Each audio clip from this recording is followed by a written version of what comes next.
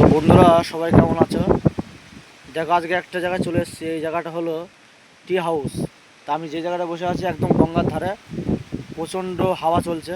গঙ্গার ধারে বেশ হাওয়া চলছে, বুঝতেই পারছো, আমার চুল উঠছে হাওয়াতে। তো বেশ ভালো জায়গা। তোমরা যদি কেউ মনে করে যে মায়াপুর আসলে মন ফ্রি করার মতন জায়গা কোথায়, তাহলে আসতে পারে। এই যে আমরা দুজন আছি, এই যে বলরাম দা আমি, আমরা দুজনেই আছি। বেশ খুব সুন্দর জায়গা বন্ধুরা, আসলে 100% বলতে পারি এই জায়গাটা তোমাদের খুবই ভালো লাগবে। খুব মনোরম পরিবেশ, কোনো কোনো গ্যাঞ্জাম নেই, কোনো নেই, একদম যাকে বলা হয় মানে নিঃশব্দ জায়গা। শুধু গঙ্গার হাওয়া হাওয়া গঙ্গার হাওয়া লাগবে আর বট গাছের হাওয়া লাগবে, একদম শান্তিপূর্ণ পরিবেশ। এখানে আসলে মানে মনটা এত ফিরে যাবে, মনে যা টেনশন চিন্তা যা থাকবে বা কোনো কোনো কষ্ট যদি থেকে থাকে, সব দূর হয়ে যাবে। এই যে আমরা লোকাল ছেলেরা তাই করি, যখনই মনটা একটু খারাপ লাগে বা মনে একটু গ্যাঞ্জাম মনে হয়, তখনই এই গঙ্গার ধারে চলে আসি, তখনই মনটা অনেক ফ্রি হয়ে যায়।